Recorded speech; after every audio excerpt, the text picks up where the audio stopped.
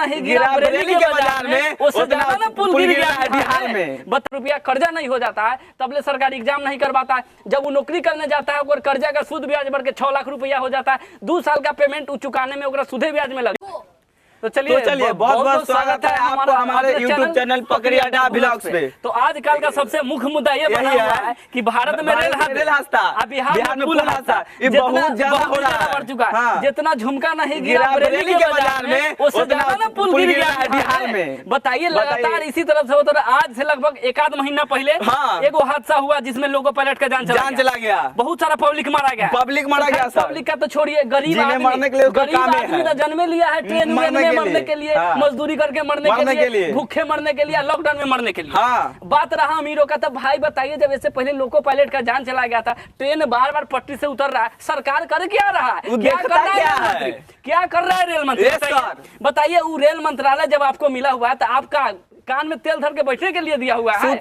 बताइए अपना अपना मंत्रालय नहीं संभाल पा रहा है। एक एक्सीडेंट हुआ नहीं, फिर एक एक्सीडेंट हुआ, फिर अब होगा, फिर कुछ दिन में होगा। बहुत मासूमों का जान चला गया। बताया जा रहा है कि एक का ही जान गया, लेकिन हो सकता है कि बहुत सारी चीज को छुपाया भी जाता है। अब इस तरह से लगातार बैक टू बैक जो है गरीबों को इसी तरह से प्रेरित किया जाएगा और इसी तरह से मर्डर होगा। रेलवे में एम्प्लॉय की इतना कमी है, जानते हैं? बहुत कमी है, कमी है। बताइए लगभग बता रहा है रेल मंत्रालय से, मतलब जो खबर आता है कि वैकेंसी पूरा लगभग 2.5 लाख वैकेंसी है। सरकार वैकेंसी ऐसे पहले लोगों पायलट का वैकेंसी दे रहा था कितना? 5,000। और जब यहाँ से जब कोई टीचर विरोध किया तो जाके उसके ऑफिस में बताया गया कि वैकेंसी तो 5,000 हम 2 साल का दे रहे हैं, वैकेंसी तो 2500 था। अगला 2-3 साल के जोड़ के वैकेंसी दे रहा है। लेकिन जैसे ही ट्रेन हादसा हुआ वैकेंसी को बढ़ाकर 18,000 19,000 में लगभग कर दिया गया।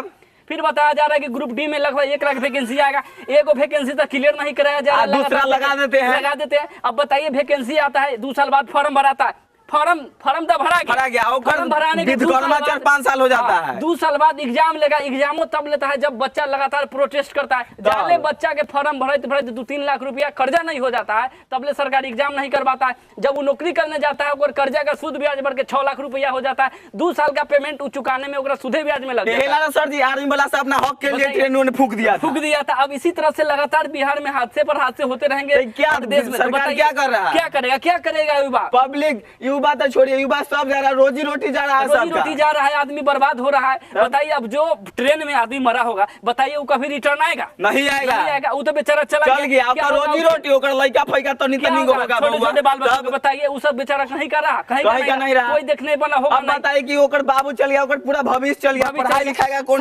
सरकार खाली ओकरा फॉर्म भरवा देगा कि आपको 5 लाख रुपया देगा, कोई पैसा कोई नहीं मिलता। 5 रुपया से दर्शन होने देगा नहीं। आपको आने जाने में ही इतना परेशान कर दिया जाएगा कि आप थक के बैठ रहिएगा, कुछ अब ना मिले वाला है प्रणाम। चलिए वो सारा थक के बैठ रहता है, इसी तरह से होता रहा। तो चलिए इस पर रेल मंत्रालय को ध्यान देना चाहिए। रेल मंत्री को ध्यान देना चाहिए। और बाद बाकी का अब हम लोग क्या कहेंगे? हम लोग को जो बोलना था वो बोल दिए, लेकिन कहीं ना कहीं सब चीज खत्म होना चाहिए। बिहार में खत्म होना चाहिए। बिहार में लगातार पुल हादसा, अब तो भाई पुल के नीचे जाने में भी डर लगता है। जाने बाप रे बाप, हमरा तो कौन सुकत रहे सर जी। बताइए लगातार बैक टू बैक पुल पे लगभग 17 गो पुल गिर चुका है। बताइए क्या हो रहा है?